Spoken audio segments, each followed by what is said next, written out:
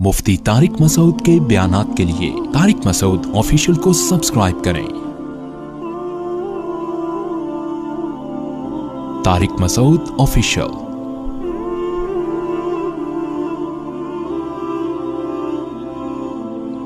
15 शाबान की जो रात है और 15 शाबान का रोज़ा, इसके हवाले से बहुत ज़्यादा लोग सवाल पूछ रहे हैं, तो मैंने इरादा किया मैं एक क्लिप रिकॉर्ड करवा दूं। इसमें जो भी मेरी टूटी फूटी तहकीक है, जो मैंने अहादीस देखी इस बारे में और जो उलमा के अक़वाल देखे और जितना मैं इसकी रिसर्च कर सका हूँ, उसका एक ख़ुलासा आपके सामने रख दूँ। अगर मैं वो तमाम अहादीस आपको पढ़ के सुनाऊं, फिर एक एक की सनद पढ़ूं, फिर एक एक की सनद पे बहस करूं, तो वो बात बहुत हो जाएगी लंबी और क्लिप बहुत तवील हो जाएगा। तो एक ख़ुलासे के तौर पर पूरी जो एक तहकीक है वो मैं आपके सामने रखना चाहता हूं। तो 15 शाबान की जो रात है, जिसको शब बारात कहा जाता है, इसका नाम शब बारात किसी भी हदीस से साबित नहीं है, इसलिए अरब इसको अक्सर लैलतुन निस्फ़ मिन शाबान कहते हैं कि शाबान के जो निस्फ़ है उसकी रात।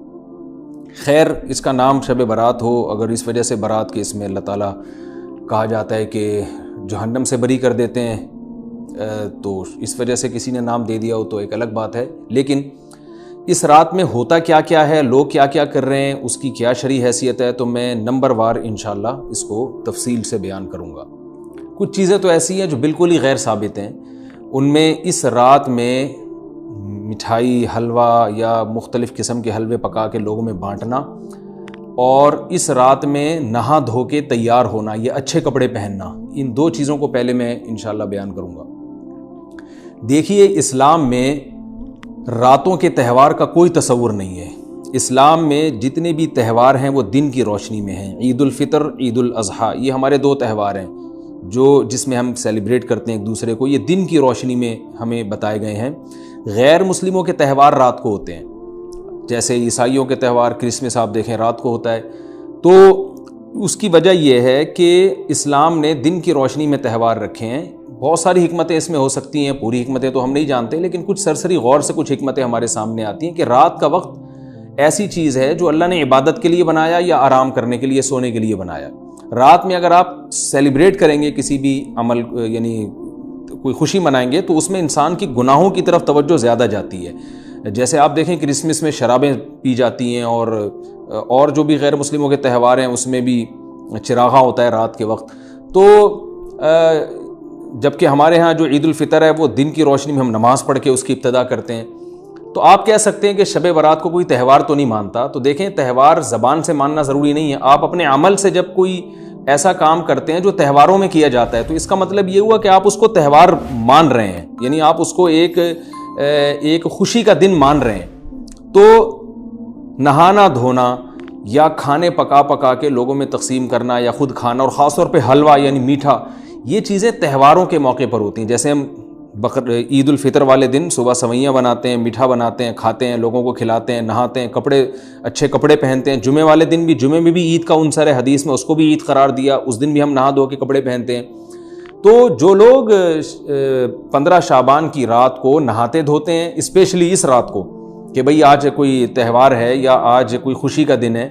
और मिठाइयाँ खाते हैं या हलवे पकाते हैं, तो वो ज़बान से इसको त्यौहार ना भी कहें, अपने अमल से ये बताते हैं कि ये त्यौहार है, जबकि ये त्यौहार नहीं है। इस्लाम में कोई इसकी एक ज़ईफ़ रिवायत भी नहीं है कि आप सल्लल्लाहु अलैहि वसल्लम ने, मेरे इल्म में नहीं है, कम अज़ कम हो सकता है कोई मौजू मनगढ़ंत रिवायत मौजूद हो, जिसमें कोई कहीं भी नहीं है कि आप सल्लल्लाहु अलैहि वसल्लम ने इस रात को हमें नहाने का हुक्म दिया हो, या अच्छे कपड़े पहनने का हुक्म दिया हो, या खाने पीने का या हलवे खिलाने का, हमें हलवे मांडे का हमें हुक्म दिया हो। तो अल्लाह का वास्ता ये बिदअत है, इसको ख़त्म करें अपने माशरे से। और इस्लाम में त्यौहार का टाइम दिन में होता है। ईद उल फितर, ईद उल अज़हा है जिसमें हम दिन में कुर्बानी करते हैं और खाते हैं, पीते हैं, नहाते हैं, धोते हैं। रातों के ये काम नहीं है, रात को आप सोएं या इबादत करें।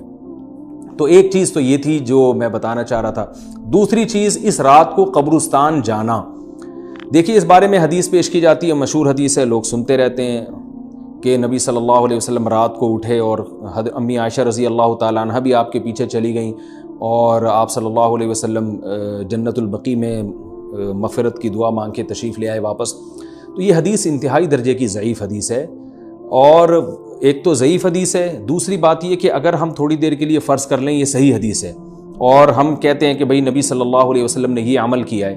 تو صحابہ میں سے کسی سے ضعیف حدیث سے بھی ثابت نہیں ہے کہ کوئی اس رات قبرستان گئے ہوں۔ حضرت ابو بکر کے بارے میں کوئی روایت نہیں ملتی کہ اس رات قبرستان گئے ہوں، حضرت عمر کے بارے میں کوئی روایت نہیں ملتی، یا کسی ایک صحابی کے بارے میں نہیں۔ تو آپ مجھے بتائیں کہ یہ کیسی سنت ہے کہ جو صحابہ کی سمجھ میں نہیں آئی اور ہماری سمجھ میں آ گئی ہے؟ تو مشرکین مکہ یہ کہا کرتے تھے لو کان خیرن ما سبقونا الیہ، قرآن مجید کی آیت ہے کہ اگر یہ اسلام میں کوئی خیر ہوتی تو یہ صحابہ ہم سے پہل نہ کرتے، یہ صحابہ نے ہم سے پہل کیا ہے، اس کا مطلب ہے یہ اسلام خیر کا کام نہیں ہے۔ تو مشرکین کو صحابہ سے چونکہ نفرت تھی، اس لیے کہتے تھے کہ یہ چونکہ اسلام کو فالو کر رہے ہیں تو یہ اس کی علامت ہے کہ اسلام خیر نہیں ہے، کیونکہ خیر میں تو ہم صحابہ سے آگے ہوتے ہیں، اپنے بارے میں ان کا یہ اس خوش فہمی میں مبتلا تھے وہ۔ لیکن ہماری رائے کیا ہے؟ ہم یہ کہتے ہیں کہ لو کان خیرن لسبقونا الیہ، وہ کہتے تھے لا سبقونا، ہم کہتے ہیں لسبقونا، کہ اگر کوئی بھی خیر کا کام ہے تو صحابہ ہم سے ضرور اس میں پہل کریں گے، یہ ہو نہیں سکتا کہ خیر کا کام وہ ہم کریں اور صحابہ نے نہ کیا ہو۔ تو اسی طرح میں یہ عرض کرتا ہوں کہ دیکھیں اگر قبرستان جانا اس رات میں سنت عمل ہوتا تو صحابہ یقیناً جایا کرتے، کوئی ایک صحابی تو گیا ہو، یہ کیسی بات ہے جو صحابہ کی سمجھ میں نہیں آئی اور ہماری سمجھ میں آ رہی اور ہم قبرستان جا رہے ہیں اس رات کو۔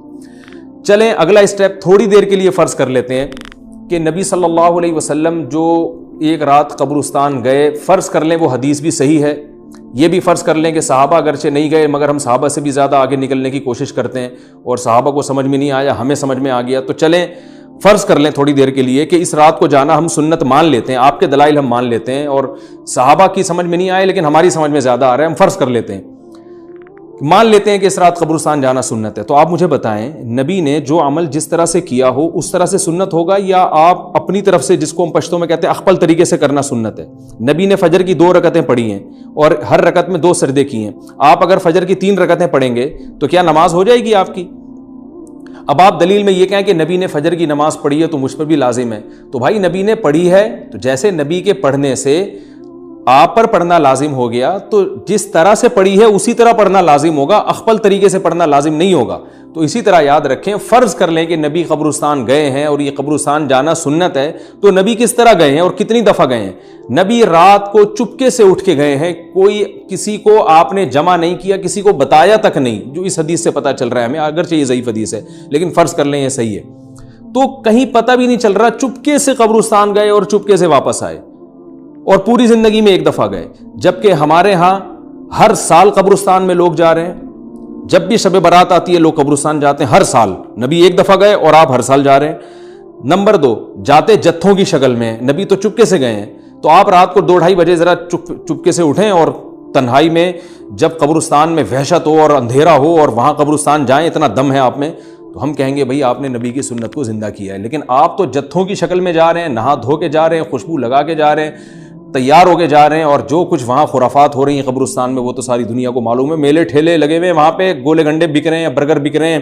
گول گپے بک رہے ہیں وہاں پہ،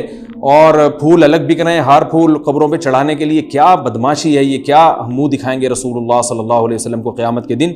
آپ کے سامنے کیا وہ حدیث نہیں ہے کہ نبی صلی اللہ علیہ وسلم نے فرمایا کہ روایت میں آتا ہے کہ کچھ لوگ قرب میدان حشر میں آئیں گے تو ان کے چہرے ایسے ہوں گے جیسے میری امت کے چہرے ہوتے ہیں، میری امت کی شکل ہوتی ہے، حدیث کا مفہوم میں بیان کر رہا ہوں۔ تو جب وہ حوض کوثر کا پانی پینے کے لیے میرے پاس آئیں گے تو فرشتے ان کو بھگائیں گے، سحقن سحقن۔ تو آپ صلی اللہ علیہ وسلم ویڈیو کو زیادہ سے زیادہ شیئر کریں، اور پارٹ 2 کل انشاءاللہ چینل پر اپلوڈ ہو جائے گا۔ آپ لوگ چینل کو سبسکرائب کریں اور دینی چیزوں کو آگے بڑھانے کے لیے اس ویڈیو کو شیئر کریں۔